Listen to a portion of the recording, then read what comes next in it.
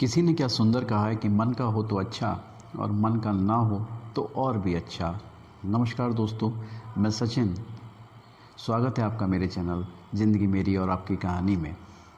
दोस्तों, हम बचपन से ही सुनते आए हैं कि जीवन में जो भी होता है अच्छे के लिए होता है, और कभी कभी जब परिस्थितियां विपरीत हो जाती हैं और हमारे पक्ष में नहीं होती, तब हम ऊपर वाले को शिकायत करते हैं कि ये मेरे साथ ही होना था, तुमने मेरे साथ ही ऐसा करना था। तो आज इसी विषय पर एक बड़ी सुंदर कहानी लेकर के आया हूँ। उम्मीद करता हूँ आप सभी को पसंद आएगी। अगर पसंद आए तो चैनल को सब्सक्राइब और वीडियो को लाइक शेयर ज़रूर कर देना। तो कहानी एक लड़के की है जिसका नाम रवि था। वो एक शहर में रहता था और उसके साथ उसके माता पिता और दो छोटी बहनें भी रहती थी।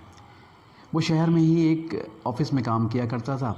डेली उसका शेड्यूल सुबह 9 बजे ऑफिस जाने का था, शाम को 6 बजे उसकी छुट्टी होती थी। एक दिन रवि के पिताजी बीमार पड़ जाते हैं, जिनको दिखाने के लिए उसे डॉक्टर के पास जाना पड़ा, जिसकी वजह से वो ऑफिस जाने में लेट हो जाता है।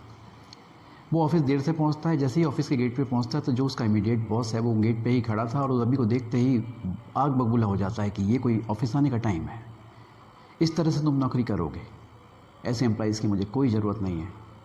और ऐसा कह के वो उसे नौकरी से निकाल देता है। रवि उसके बहुत हाथ पैर जोड़ता है कि सर मुझे नौकरी से मत निकालिए, मेरे ऊपर परिवार की बहुत जिम्मेदारी है, मेरे माता पिता हैं, 2 बहनें हैं जो पढ़ती हैं, मुझे पैसे की सख्त ज़रूरत है, इस नौकरी की सख्त ज़रूरत है। वो अपनी बात कहना चाहता है कि मैं किस वजह से लेट हो गया, लेकिन बॉस एक नहीं सुनता और उसे तुरंत वहीं गेट पे ही नौकरी से निकाल देता है। रवि चुपचाप वहाँ से बड़े भारी मन से वापस लौटता है। अब वो चलते चलते एक पार्क में जाकर के एक बेंच के ऊपर बैठ जाता है और आसमान की तरफ ऊपर वाले को देख करके कहता है कि मैंने तुम्हारा क्या बिगाड़ा था कि जो तुमने मेरे साथ ऐसा किया, मेरे साथ ही ऐसा होना था। और वो अपनी सोच में डूबा हुआ बैठा था। करीब आधा घंटा उसे वहाँ बैठे बैठे बीत गया, पता ही नहीं चला। तभी एक आदमी आता है जो बुजुर्ग है और उसके कंधे पर हाथ रखता है। कहता है, भाई मैंने तुम्हें पहली बार यहाँ देखा है और बड़े टेंशन में लग रहे हो, क्या बात है। रवि उसकी तरफ देखता है, कहता सर कोई नहीं, मेरी अपनी कुछ समस्या है, कोई बात नहीं, मैं देख लूँगा। ऐसा करके वो अपनी बात बताना नहीं चाहता उसको। वो इतना सिंसियर आदमी है अपने जीवन में कि अपनी समस्याएं भी किसी को शेयर नहीं करना चाहता। फिर भी वो जब ज़्यादा जोर देता है व्यक्ति, तो वो बताता है कि ऐसे ऐसे मैं ऑफिस लेट पहुंचा, मेरे पिताजी बीमार थे, उन्हें अस्पताल लेके जाना था दवाई दिलाने के लिए, और मुझे बॉस ने नौकरी से निकाल दिया। मैं अपनी बात बताना भी चाहता था लेकिन उन्होंने मेरी एक नहीं सुनी। वो व्यक्ति उसको एक कार्ड देता है। कहता है, इस पते पर आप जाओ, यहाँ आपको मेरा बेटा मिलेगा, उससे जा कर के मिलो। और रवि जाता है, मिलता है और खुशकिस्मती से रवि को वहाँ पर एक नौकरी भी मिल जाती है। रवि के व्यवहार को देख करके दिन बीतते जाते हैं।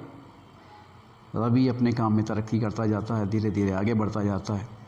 तो एक दिन रवि ऑफिस की मीटिंग के सिलसिले में अपनी गाड़ी से एक होटल में जाता है जहाँ पर उसकी मीटिंग रखी हुई थी। तो वहीं उसका पुराना बॉस भी मिल जाता है। रवि अपनी गाड़ी खुद ड्राइव कर रहा था, गाड़ी में आगे बैठा हुआ था। तभी उसका बॉस देखता है कि अरे रवि इतनी महंगी गाड़ी में कैसे बैठा हुआ है। तो वो थोड़ा पास जाता है और रवि से कहता है कि क्यों रवि, कमेंट भरे लेजर में कहता है कि क्यों रवि, तुमने क्या ड्राइवर की नौकरी कर ली मेरे यहाँ से जाने के बाद, और यहाँ होटल में क्या अपने बॉस को छोड़ने आए हो। रवि एक बार उसको देखता है, मुस्कुराता है, कहता नहीं सर, ये गाड़ी मेरे बॉस की नहीं है, मेरी अपनी गाड़ी है, और मैं यहाँ पर किसी को छोड़ने नहीं आया, यहाँ एक मीटिंग के सिलसिले में आया हूँ। अच्छा, रवि का बॉस, पुराना बॉस कहता है, मीटिंग के सिलसिले में आया, तुम्हें तो मैंने नौकरी से निकाल दिया था, ये सब कैसे।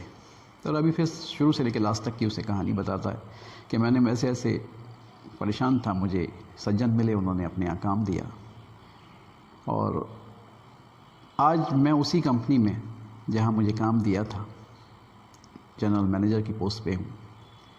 मेरे पास अपनी गाड़ी है, अपना घर है, और कंपनी ने मेरे भाई बहन, जो मेरी दोनों बहनें हैं, उनको पढ़ाने की भी पूरी जिम्मेदारी कंपनी ने ले रखी है। तो कभी कभी सर मैं ये सोचता हूँ कि उस दिन अगर आपने मुझे ना निकाला होता तो मुझे ये जॉब नहीं मिलती, और जब मुझे ये जॉब नहीं मिलती तो आज ये सब कुछ मेरे पास नहीं होता। तो ईश्वर जो करता है अच्छे के लिए ही करता है, ये मुझे बाद में समझ में आया। रवि ऐसा बोलता है। तो दोस्तों, अंत में कहानी का सार यही है कि जीवन में कभी कभी ऐसी ऐसी दिक्कतें आ जाती हैं जिनको देख करके हम ऊपर वाले से यही शिकायत करते हैं कि मेरे साथ ही ऐसा होना था।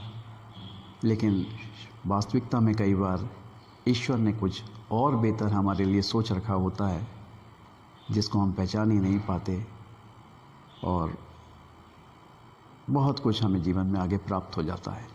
तो जीवन में जो कुछ भी होता है अच्छे के लिए होता है।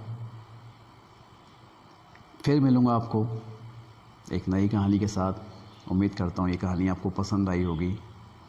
तब तक अपना ख्याल रहें, खुश रहें। नमस्कार।